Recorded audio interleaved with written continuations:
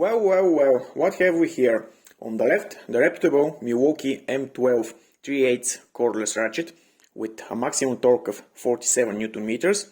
On the right, the relatively new Parkside X12 VTM 3/8 cordless ratchet with a maximum torque of 54 Newton meters. The two machines share surprisingly similar design. The Parkside is about 2 centimeters longer. It has really annoying safety switch, which makes it extremely difficult to use in some situations. On the other hand, the Milwaukee has a really simple lock button, and when unlocked, the tool is super easy to operate. On the Parkside, we have a 3 bars battery indicator and a work light, which are lit only when the trigger is pressed. On the Milwaukee, the battery indicator, which is 4 bars, 4 dots, and the work light are lit a little bit longer after releasing the trigger.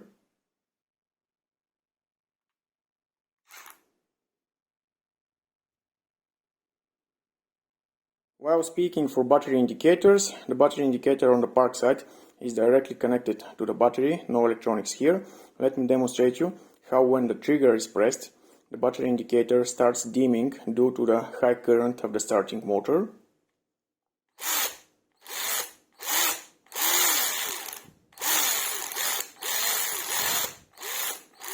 On the Milwaukee, we have some electronics connected to the battery indicator, and the light is all constant.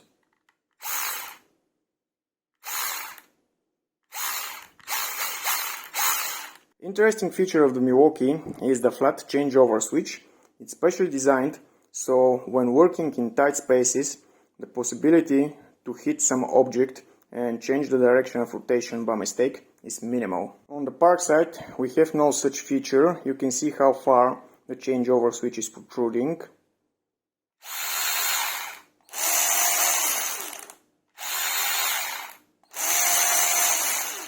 I might say that the Parkside is a little bit louder. The Parkside weighs 760 grams, while the Milwaukee is only 680. The 2 amp-hour battery of Parkside is 190 grams, while the battery of the Milwaukee is about the same. The trigger on the Milwaukee is way more responsive. This is the lowest you can get with the Milwaukee.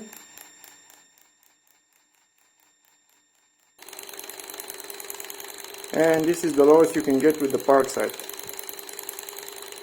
Probably I should mention those 2 bumps on the Parkside battery, which makes the tool really unstable when placed in a vertical position, while the Milwaukee is rock solid. Those are the internals of the machines. It's obvious that the motor on the Parkside is longer from this one inside the Milwaukee. And of course we have a lot more electronics inside the Milwaukee. But something that really surprises me is that this ring over here holding the back part of the planetary reductor is made from plastics on the Milwaukee, while it's made from metal on the Parkside. Now you can clearly see what I'm talking about. This ring over here, and of course the size of the 2 motors. I think the planetary reductors are all the same. Of course we have a control board inside Milwaukee, while on the Parkside we have a simple transistor. The remaining parts of the planetary reductors, again the same. Let's verify the no-load rotation speed of the machines. It should be 250 RPMs on both of them.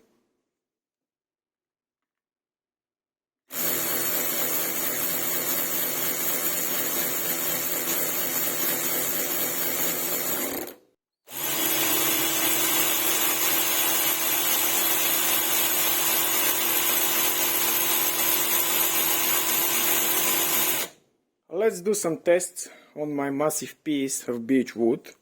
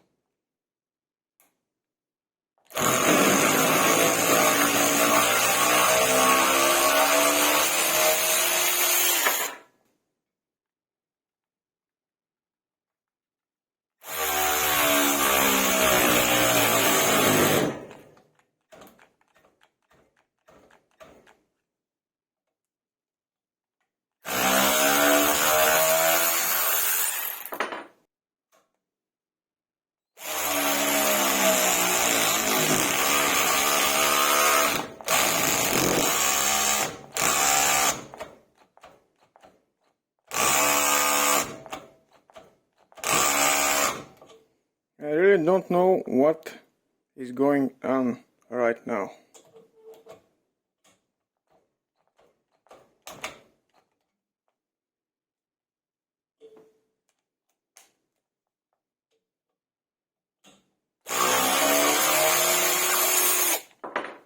Like with the longer, thinner screw, the ratcheting mechanism is ratcheting, but the spindle isn't rotating. Let's try it one more time with the same screw.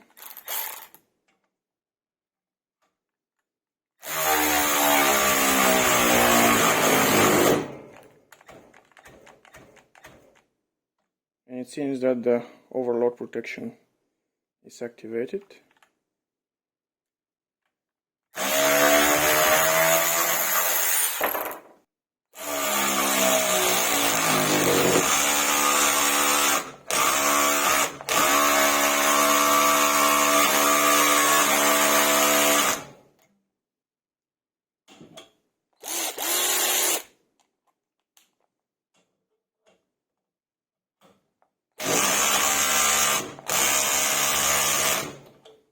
I am absolutely sure this shouldn't work like this.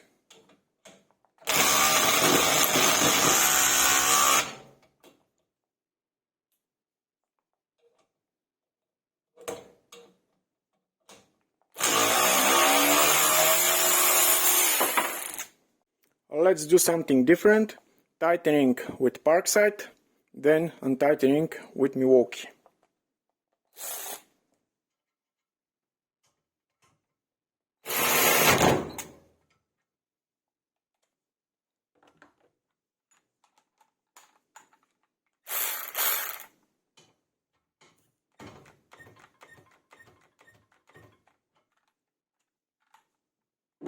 Let's try with the Parkside.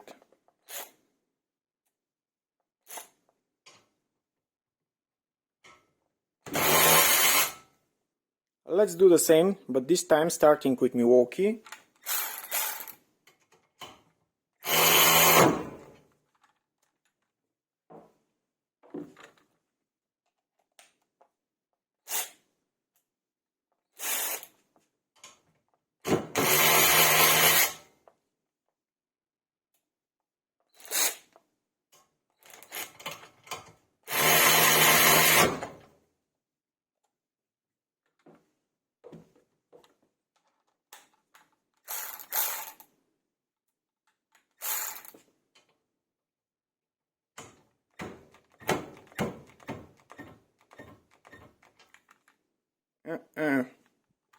Let's do some tests with this torque adapter. Of course, the 30 Newton meters that I'm planning to start with are outside of its calibrated scale, but it will do the job.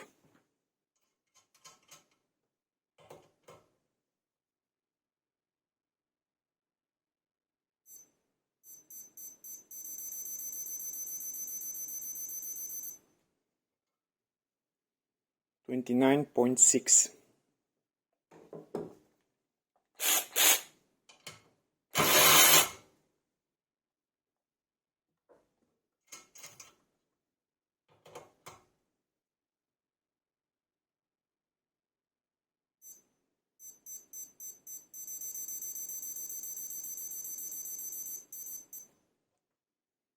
Again, 29.6.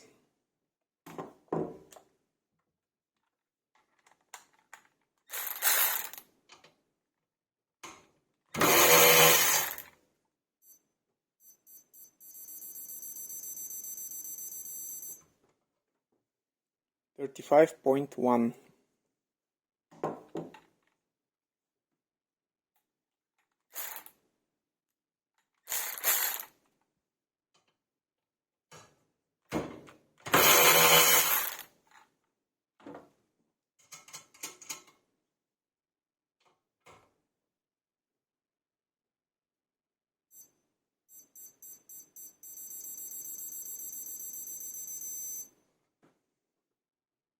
$35.8.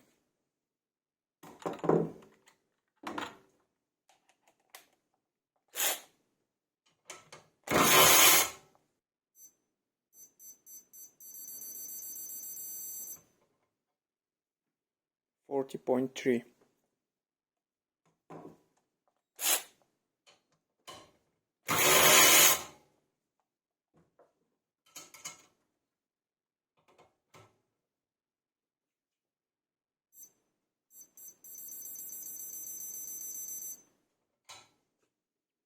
$39.6.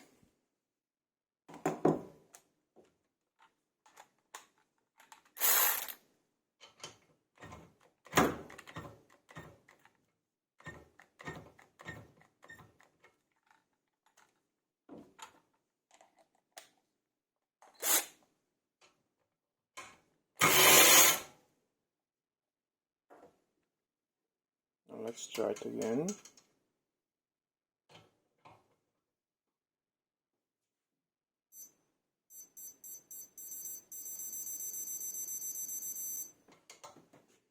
$41.2.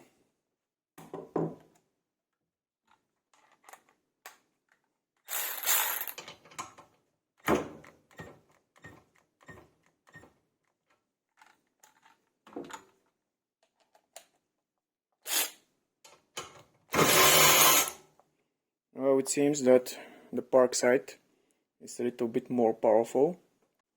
In the end of the day, with no doubt, I can say that the Parkside is the more powerful tool of these two, but it doesn't have an overload protection, something that's available in the Milwaukee.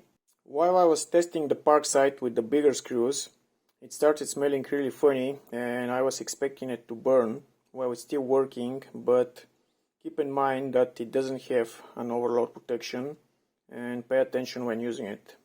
Another strange thing is this ratcheting without rotating the spindle. I don't know if it's only my tool or it's some bigger problem, but I really don't like it. Like I said in the beginning of the video, this safety button is absolutely annoying. I don't know who idiot thought it would be nice to have it, but this is not a chainsaw, it's not an angle grinder either.